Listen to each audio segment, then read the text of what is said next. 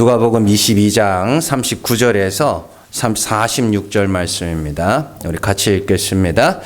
예수께서 나가사 습관을 따라 감람산에 가심에 제자들도 따라갔더니 그곳에 이르러 그들에게 이르시되 유혹에 빠지지 않게 기도하라 하시고 그들을 떠나 돌 던질 만큼 가서 무릎을 꿇고 기도하여 이르시되 아버지여 만일 아버지의 뜻이거든 이 잔을 내게서 옮기시옵소서.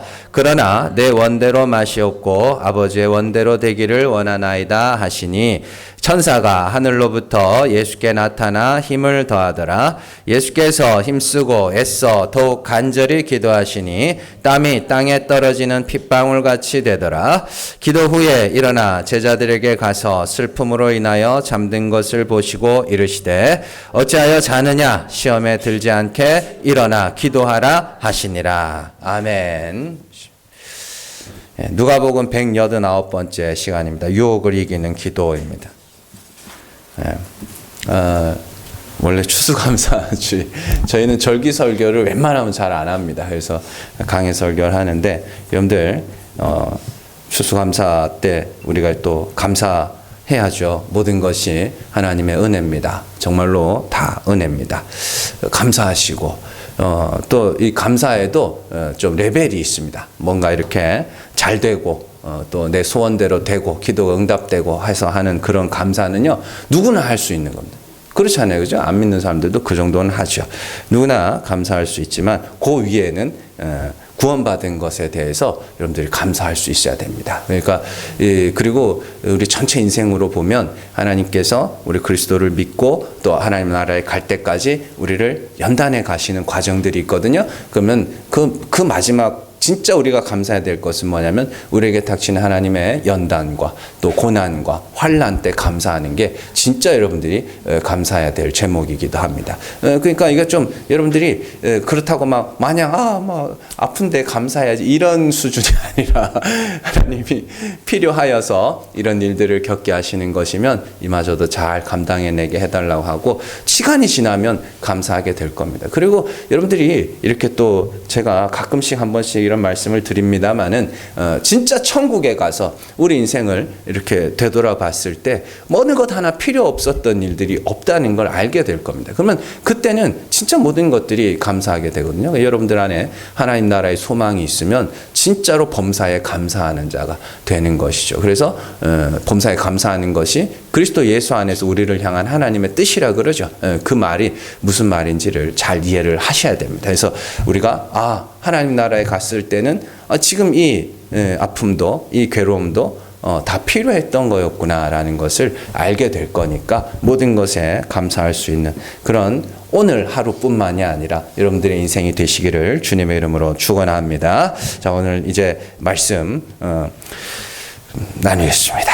우리는 거의 몇 시간 하나님은 죽은 자를 살리시는 하나님이라는 사실을 우리가 반복해서 배우고 있습니다. 하나님이 죽은 자를 살리시는 분이라는 사실을 그리스도로 말미암아 알게 되었고 또 예수님이 하나님의 아들이시기 때문에 우리는 그가 나타내신 하나님이 유일하신 참 하나님이라는 것도 알고 있습니다. 확인하고 있습니다. 하나님이 죽은 자를 살리시는 하나님이라는 것을 알고 또한 믿기 때문에 우리는 그가 살리셔야 할 죽은 자가 되어야 그 하나님과 올바른 관계를 맺는 하나님과 화목한 자, 하나님과 사귐이 있는 자가 되는 것이라는 것도 배웠습니다. 하나님과 사귐이 있다는 것은 하나님이 살리실 죽은 자가 되는 것이며 하나님이 살리실 죽은 자가 된다는 것은 내가 바로 죄인입니다 라는 것을 고백하는 것이죠. 그래서 이거를 수시로 배우고 확인하고 매 시간 찾아보고 있습니다. 하나님이 그런 분이심을 알고 믿고 또한 우리는 그가 살리셔야 할 죽은 자가 되어야 한다는 것도 알겠는데 문제는 우리가 죄를 자백하고 우리의 죄를 인정하고 죽는다는 것이 결코 쉬운 일이 아니라는 것입니다. 어떻게 잘 되던가요?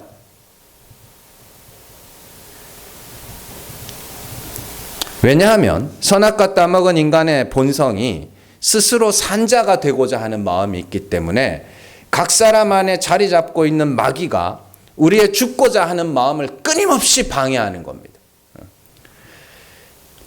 이를 사도 바울은 육체의 소욕과 성령의 인도하심으로 설명하고 사도 요한은 빛과 어둠의 전쟁이라고 설명을 합니다. 빛은 참 하나님, 어둠은 하나님을 알지 못하는 상태. 그래서 빛 가운데 거하는 자는 나는 죄 있음을 고백하고 어둠 가운데 거하는 자는 나는 죄 없다 하는 자가 되고, 그래서 두 마음이 여러분들 안에서 계속해서 싸운다 이 이야기입니다. 성령의 인도하심은 우리를 그리스도와 같이 십자가에서 못 박혀 죽는 자리로 우리를 끌고 가고, 육체의 소욕은 내가 의로워야지 하는 방향으로 우리를 끌고 갑니다. 그러니까 두 개가 서로 싸우는 것. 그 영적 전쟁이라는 것은 기독교와 불교, 기독교와 이슬람 이런 류의 전쟁이 아닙니다. 여러분들 안에서 일어나는 전쟁입니다.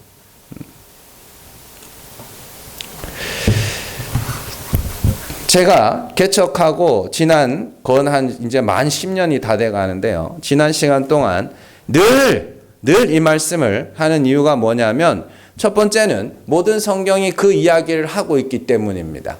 그리고 두 번째는 그것이 구원 얻는 유일한 방법이기 때문입니다. 예수께서 내가 아버지께로 간다라는 것은 뭐라는 거예요?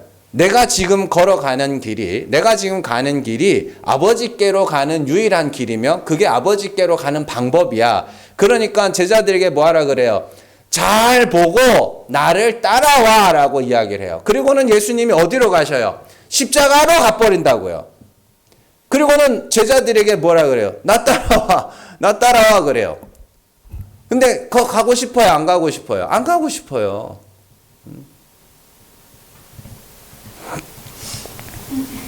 근데 가야 되거든요. 그게 구원 얻는 유일한 길이고.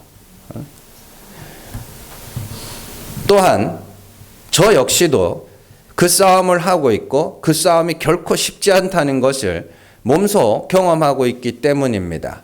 우리 안에 육체의 소욕과 성령의 인도하심이 싸우고 우리 안에 빛과 어둠의 전쟁이 일어나고 있는데, 누군가는 밖에서 말을 해줘야 되는 거예요. 뭐가 옳은 방향인지, 내가 뭘 해야 되는지를 누군가는 계속해서 말을 해줘야 되는 거예요. 안 그러면 수시로 다시 또 옛사람을 옛사람 그러니까 맨날 죄 짓고 나쁜 짓 하고 다니던 옛사람만 생각해. 그런 옛사람이 아닙니다. 여러분들 안에 있는 옛사람은 내가 의로워야지, 나는 죄 없다 하는 그 옛사람이에요.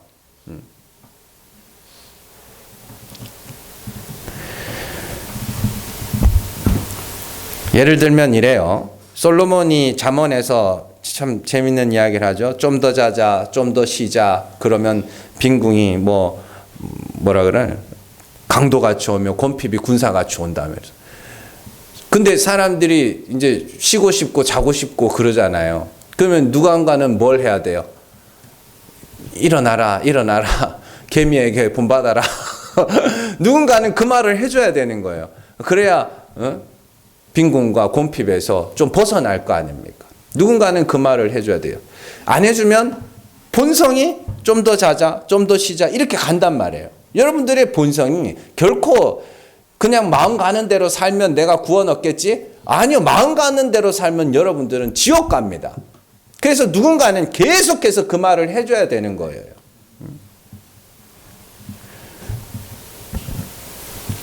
그러니까 성경이 뭐라 그러냐면, 가만히 놔두면, 채찍을 아끼면 그 자녀를 미워하는가라 그러죠. 그러니까 잔소리 싫다고 하지 말라고 그만하라고 그런다고. 그래 듣기 싫으면 안 할게. 그러면 어떻게 되는 거예요? 네 마음대로 살다가 망해봐라 이 말이랑 똑같은 거예요. 그렇다고 사사건건 잔소리하면 노이로제 그래 병 걸립니다. 꼭 해야 될 말을 하시라. 쓸데없는 소리는 하지 말고. 마찬가지로 마귀의 종으로 살던 인간의 본성은 나는 죄 없다 하며 나는 스스로 산자가 되고자 하는 방향으로 우리를 몰고 가며, 그렇게 되면 하나님과 불화한 자가 되고 예수 그리스도의 십자가와도 멀어지며 어느 순간 다시 마귀의 종로로 타면서 살아가게 되고, 또 그 열매로서 시기와 질투와 다툼과 교회의 분열이라는 것들을 만들어내게 되죠. 잠깐입니다. 잠깐. 정말요. 잠깐 방심하면 그래요. 그러니까 저는 교회에 말씀을 안 듣고, 뭐 저는 막 그런 말도 안 되는 협박은 안 합니다. 교회 빠지면 뭐 천국 가는 사다리에 어쩌고 뭐 어쩌고 이런 거짓말은 안 합니다. 저는 근데 대신에 여러분들이 말씀을 멀리 하면서 자기가 올바른 신앙생활을 하고 있다고 생각하는 사람들은 이해가 안 됩니다. 매일같이 성경을 보고 매일같이 연구를 하고 매일같이 설교를 만들고 하는 저도 수시로 넘어지고 수시로 그러거든요. 근데 아주 그냥 아주 믿음이 너무 강하셔가지고 배짱들이 아주 좋으셔가지고 제가 너무 약해서 그런 건지 모르겠습니다만. 그래서 누군가가 우리가 나가야 될 방향을 확인시켜주고 우리가 해야 할 일이 무엇인지 또 내가 싸워야 할 것이 무엇인지를 계속해서 말해주지 않으면 또 뒤로 가고 또 뒤로 가고 또 뒤로 가요. 그러게 되는 거죠. 갈라디아서 5장 16절에서 17절 말씀 같이 읽습니다. 내가 이르노니 너희는 성령을 따라 행하라. 그리하면 육체의 욕심을 이루지 아니하리라. 육체의 소욕은 성령을 거스르고 성령은 육체를 거스르나니 이 둘이 서로 대적함으로 너희가 원하는 것을 하지 못하게 하려 함이니라. 아멘. 성령의 인도하심과 육체의 소욕은 항상 서로 반대 방향으로 우리를 이끌고 갑니다. 그렇기 때문에 중요한 것은 우리의 신앙생활은 얼마나 열심히, 얼마나 빠르게 달려가는가가 아니라 어느 방향으로 갈 것인지가 중요하다는 것이죠. 방향이 중요한 거예요. 성령이 인도하시는 방향으로 갈 것이냐, 육체의 소욕을 따르는 방향으로 갈 것이냐, 이 방향이 중요하다는 것이죠. 자, 고린도전서 9장 26절에서 27절 말씀 같이 읽습니다. 그러므로 나는 다름질하기를 향방 없는 것 같이 아니하고 싸우기를 허공을 치는 것 같이 아니하며 내가 내 몸을 쳐 복종하게 함은 내가 남에게 전파한 후에 자신이 도리어 버림을 당할까 두려워 함이로다. 아멘. 바울이 다름질에 대한 이야기를 하면서 자기는 뭘 안다 그래요? 나는 뭘 안다고요? 다름질하기를 향방 없는 것 같이 하냐. 이건 뭐냐면 내가 달려가야 될 방향을 안다라는 소리예요. 그러니까 내가 달려가야 될 방향이 아닌 다른 방향으로 가면 아무리 열심히 달려봐야 뭐 하는 거예요? 빨리 달려서 뭐예요? 지옥으로 가는 거예요. 그 뭐 이렇게 연세 있으신 분들이 이렇게 막 농담을 하면서 그런 말씀하죠.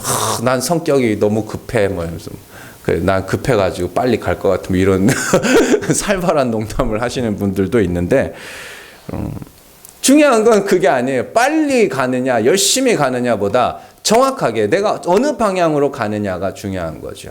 근데 뭐 이렇게 뭐 운동회 같은 거 요즘에는 학교에서 운동회를 하는지 안 하는지 잘 모르겠습니다만은 운동회 같은 거 하면 달리기 할 때 뭐 해요? 정확하게 자기가 달려야 될 방향으로 가야죠. 거꾸로 달려가면 아무리 빨리 달린다 해도 그건 빵점이에요. 그렇다면 바울이 말하는 다름질의 방향은 어느 방향인가? 그리스도의 부활에 동참하기 위하여 그의 죽으심을 본받아 그리스도와 같이 죽는 것이 그의 방향이라고 말합니다. 빌립보서 3장 10절에서 14절 말씀 같이 읽습니다. 내가 그리스도와 그 부활의 권능과 그 고난의 참여함을 알고자 하여 그의 죽으심을 본받아 어떻게 해서든지 죽은 자 가운데서 부활에 이르려 하노니 내가 이미 얻었다 함도 아니요 온전히 이루었다 함도 아니라 오직 내가 그리스도 예수께 잡힌 바 된 그것을 잡으려고 달려가노라. 형제들아 나는 아직 내가 잡은 줄로 여기지 아니하고 오직 한 일 즉 뒤에 있는 것은 잊어버리고 앞에 있는 것을 잡으려고 표대를 향하여 그리스도 예수 안에서 하나님이 위에서 부르신 부름의 상을 위하여 달려가노라. 아멘. 여기서도 바울이 다름질에 대해서 이야기를 하죠. 그리고 자기는 표대를 향하여 달려간다 그래요. 표대라는 건 내가 달려가야 될 방향이 거기라는 것을 안다는 것이죠. 그러면 그 표대가 어디냐? 어디라 그래요? 11절 말씀 한번 보세요. 11절 말씀. 어떻게 해서든지 죽은 자 가운데서 부활에 이르려 하노니. 그러니까 죽은 자 가운데서 부활에 이르기 위해서는 내가 뭐 해야 되는 거예요? 죽어야 되는 거예요. 그리스도와 같은 모양으로 죽어야 되는 겁니다. 그래야 하나님이 죽은 자 가운데서 우리를 살리실 거 아닙니까? 그래서 죽은 자 가운데서 부활에 이르게 하여 내가 표대를 어디로 정해놓고 십자가라는 죽음이라는 표대를 정해놓고 그리로 뭐 하는 거예요? 달려간다. 근데 끝까지 갔대요, 못 갔대요?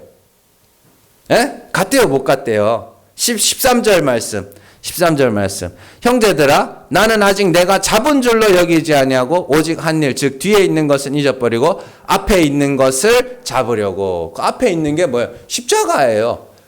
내가 뒤에 어제는 죄 있음을 고백했다. 어제는 내가 뭐 죽었다. 근데 그걸로 끝이래요? 아니요. 오늘 죽어야지. 내일도 죽어야지. 뒤에 전에 내가 뭘 했던 것은 하나도 중요하지 않다는 거예요. 계속 앞에 그리스도와 같이 십자가에서 죽게 하여 그리스도의 십자가를 향하여 달려가는 거예요. 그러니까 얼마나 재밌어요. 어제는 우리 분은 전에는 내가 미안하다 했는데 그래서 또 미안해야 되냐고 뭐 이런 말들 하고 그러는데 전에 했던 거 아무 상관없어요. 지나간 건 지나간 거.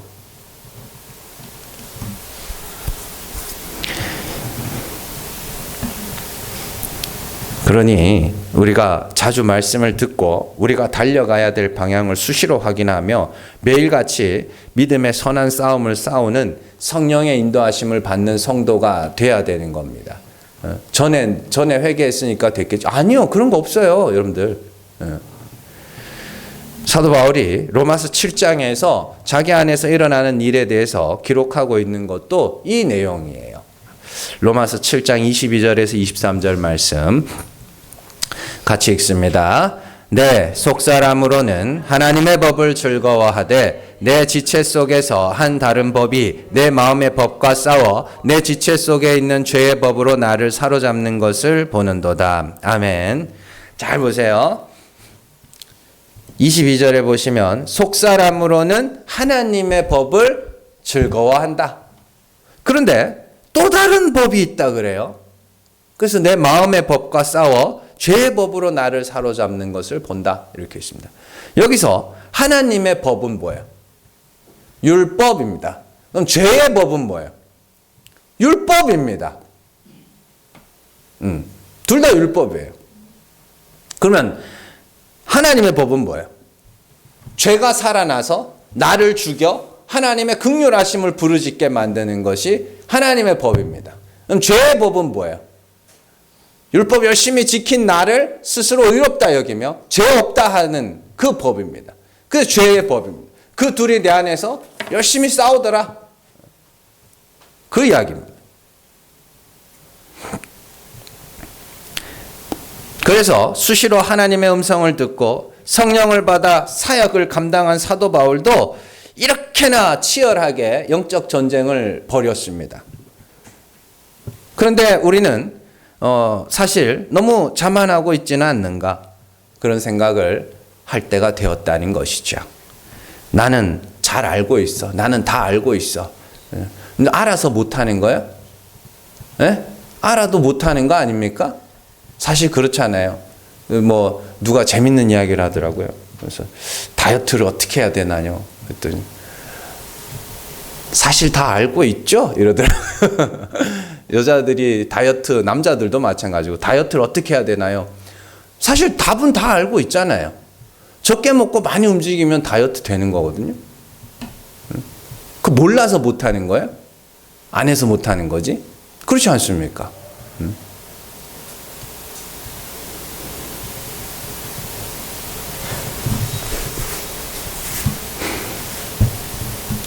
여러분들, 예를 들어서요, 우리는 말하기 전에 항상 생각을 잘 하고 말해야 한다는 걸 알고 있습니다. 말하기 전에 무슨 생각을 해야 돼요? 에? 내가 이 말을 하면 사람들이 어떻게 들을까? 내가 이 말을 하면 어떤 영향을 끼칠까? 저 사람들이 나를 어떻게 볼까? 이런 것들을 잘 생각을 하고 지혜롭게 말해야 됩니다. 그래서 항상 말하기 전에는 잠깐 멈춰서 생각을 하고 내가 이 말을 하면 어떤 영향을 끼칠지를 잘 생각을 하고 말을 해야 됩니다. 그런데 마구 말하는 때가 있습니다. 생각 없이 나오는 대로 막 막 말합니다. 그래가지고 다른 사람들한테 막 상처 주고 막 그럽니다. 그리고 자기 평판도 자기가 깎아먹죠. 그러면은 안 되잖아요. 그죠? 그래서 늘 뭘 해야 돼요? 생각하고 말하고.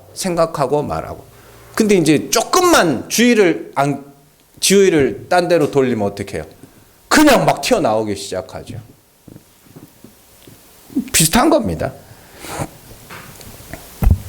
우리의 신앙생활도 생각 없이 살아가면 나도 모르는 사이에 육체의 소욕을 따라가고 항상 말씀을 가까이 하고 깨어 기도하면 겨우겨우 성령의 인도하심을 따르게 되는 거예요. 힘든 거예요, 여러분들. 제가 뭐 그냥 죽어야 삽니다. 하나님 죽은 자를 살리시는 분입니다. 괜히 하는 말 같지만 쉽지 않아요. 그게 금방 되는 거고, 그러면은 여러분들 뭐 또 다른 거 가르쳐 드리겠죠. 근데 성경이 그것 말고는 말하지 않는 이유는 그게 그만큼 어려운 것이고 우리 일생일대의 과제이기 때문입니다. 오늘 말씀도 그런 내용을 다루고 있어요. 예수님은 제자들에게 2번이나 기도에 관한 말씀을 하십니다. 40절 말씀 한번 볼게요. 같이 읽습니다. 그곳에 이르러 그들에게 이르시되 유혹에 빠지지 않게 기도하라. 46절 말씀 같이 읽습니다. 이르시되 어찌하여 자느냐 시험에 들지 않게 일어나 기도하라 하시니라. 아멘. 여기 보시면은 40절에는 유혹이라 하고 46절에는 시험이라고 이렇게 번역되어 있는데 그 원어를 보면 같은 단어예요. 그냥 시험이라고 번역해도 되고 유혹이라고 번역을 해도 됩니다. 자, 어쨌든 같은 단어예요. 그래서 예수님은 제자들에게 앞뒤로 시험에 들지 않게 기도해라 라고 말씀을 하시고 그 중간에 예수님이 기도하는 내용이 나옵니다. 그렇죠? 자, 그러면서 우리는 이 유명한 기도죠. 내 뜻대로 마옵시고 아버지의 뜻대로 하옵소서. 자, 그렇다면 시험에 들지 않게 하기 위하여 시험에 들지 않도록 기도하라는 말은 도대체 무슨 기도를 하라는 거예요? 그냥 하나님 시험에 들지 않게 해주세요. 그 주기도문에 나오잖아요. 그죠? 시험에 들게 하지 마옵시고. 시험에 들자. 무슨 시험이요? 누가 나한테 막 해코지 해가지고 막 시험 들었어. 그것도 되게 웃겨요. 옛날에는 시험 들었다 그러던데 요즘엔 상처받았다 뭐 이렇게 이야기를 하는데 어쨌든 그런 시험일까요? 그건 기분이 나쁜 거고.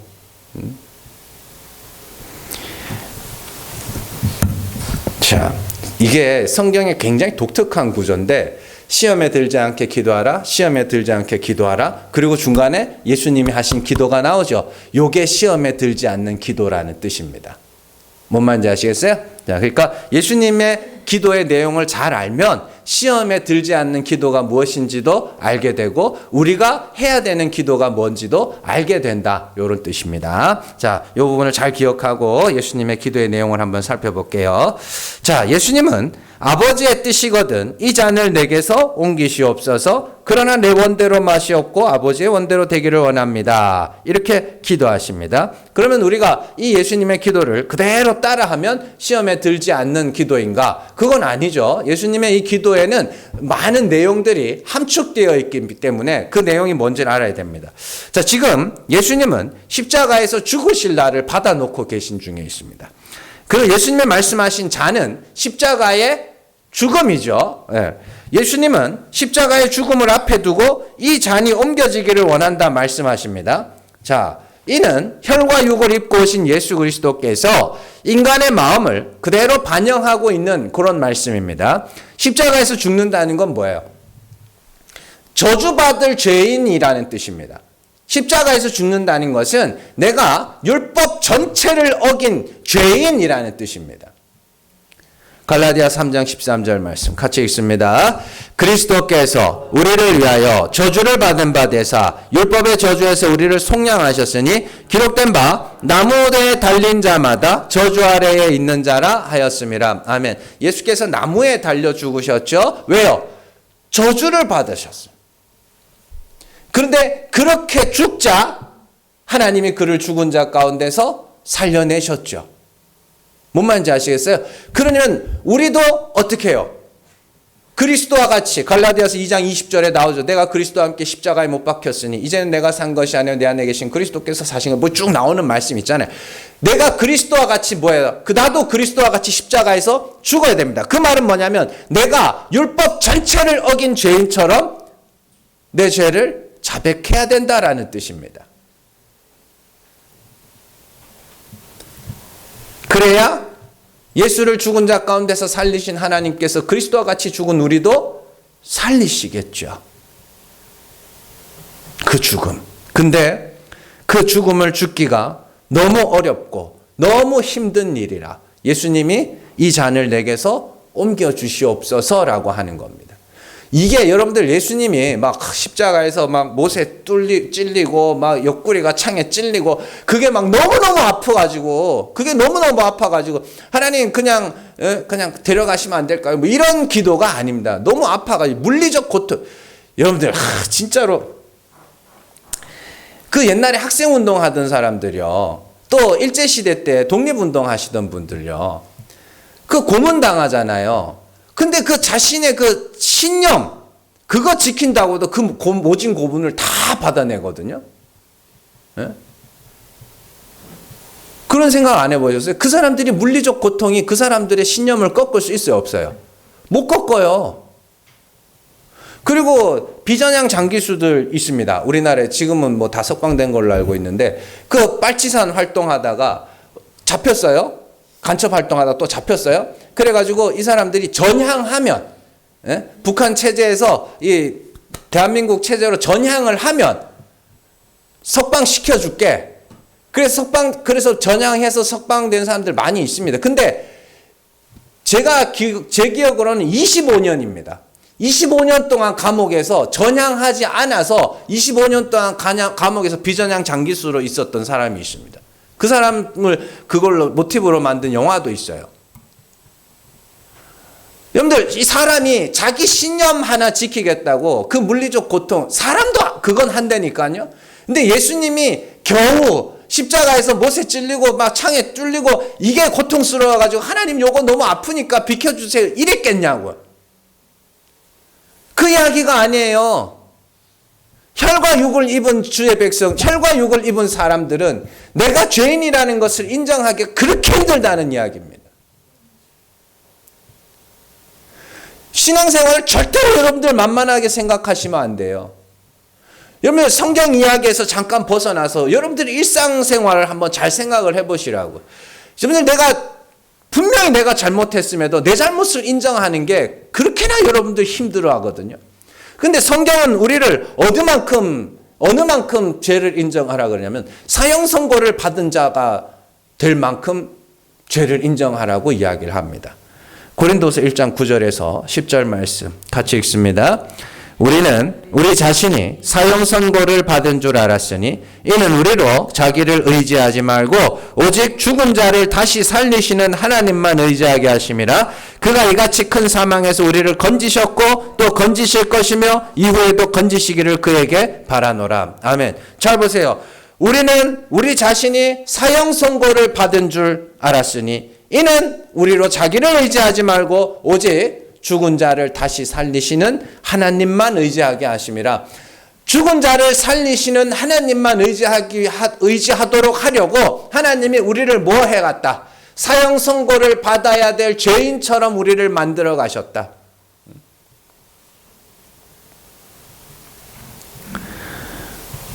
율법의 계명 전체를 어긴 자처럼 완전한 죄인의 자리에서 하나님의 긍휼하심을 바라는 자가 되는 것이 죽은 자를 살리시는 하나님만 의지하는 겁니다. 하나님만 의지한다는 게 그런 거예요. 뭔가 일이 터지면 무조건 내 탓이다. 무조건 내가 죄인이다. 이게 되냐고요. 근데 돼야 됩니다. 그거 하라고 하나님이 성령을 여러분들에게 부으신 겁니다. 우리의 신앙생활은 너무 나태합니다. 교회 봉사를 안 해서 나태한 게 아니라 죽어야 산다는 걸 알면서도 죽기를 무서워하여서 계속해서 마귀의 종로를 타고 살아가요. 나 죄 없다. 나 죄 없다. 내가 뭐 잘못했는데 늘 그거 하고 살아가요. 여러분들 신앙생활은 절대로 쉽지 않습니다. 정말로 어렵습니다. 제가 예전에 군대 생활을 공군에서 했습니다. 공군에서 이제 헌병대에 있었는데 이제 근무를 나갑니다. 근데 저희 근무지가 어디가 제일 골 때리는 근무지가 한 군데 있었습니다. 그 뭐냐면 비행기 엔진 테스트 하는 거기서 한 200m 떨어진 곳에 초소가 하나 있었습니다. 그래서 거기서 근무를 합니다.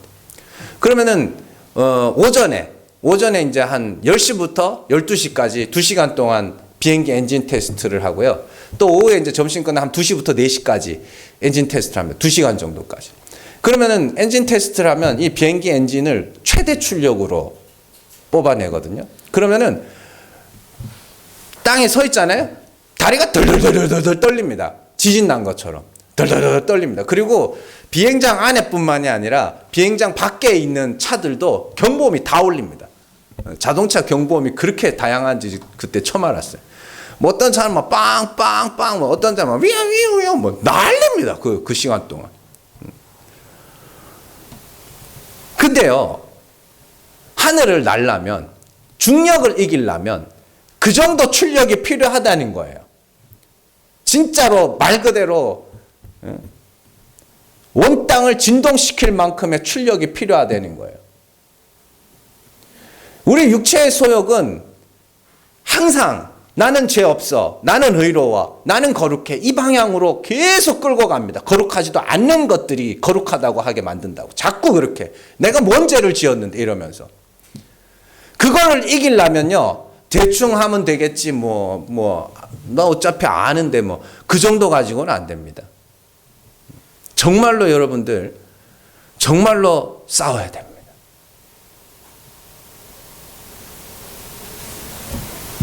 게으르지 마세요. 사도 바울도 이야기하죠. 게으르지 말라. 게으르지 말라는 것은 교회에 할 일이 이렇게 많은데 여러분들이 어떻게 그럴 수 있습니까? 아니요. 그거요. 저 혼자 해도 돼요. 그 도와주시는 분들 너무너무 감사하고 너무 좋죠. 그러니까 그런 것들이 게으른 게 아니고 죽어야 산다는 걸 알면서도 자꾸 죽기를 망설이는 거예요. 내가 죄인인데 죄가 없는데 죄가 있다고 말하라는 것도 아닌데 자꾸만 나는 죄가 없다 그러고 사는 거예요. 그게 게으른 거라고. 빨리 죽으셔야 됩니다. 그리고 하나님의 죽은 자를 살리시는 하나님을 거기서 만나셔야 됩니다.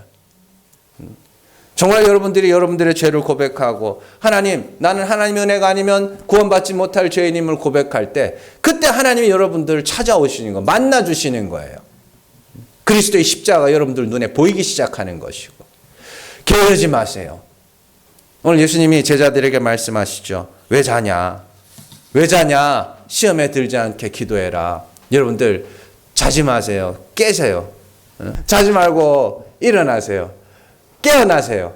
그래서 깨서 기도하셔야 됩니다. 하나님, 내가 죽어야 산다는 걸 아는데 매일같이 나는 죽기를 망설이고 내가 죄인임을 고백하기를 망설이고 나는 죄가 없는데 또 다른 사람들하고 자꾸 비교하면서 난 그래도 쟤보단 나아. 이런 생각 속에 사로잡혀가고 내 죄가 드러났음에도 남 탓하고 핑계대고 상황 탓하고 또 그러고 살아갑니다.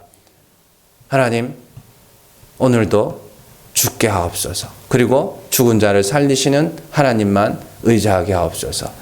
그러한 기도 어제 했다면 오늘도 해야 되고 내일도 해야 됩니다. 사도 바울이 아까 전에 읽은 고린도서 말씀에서 그러죠. 건지셨고 과거에, 건지시고 지금 건지실 것을 바란다. 앞으로도.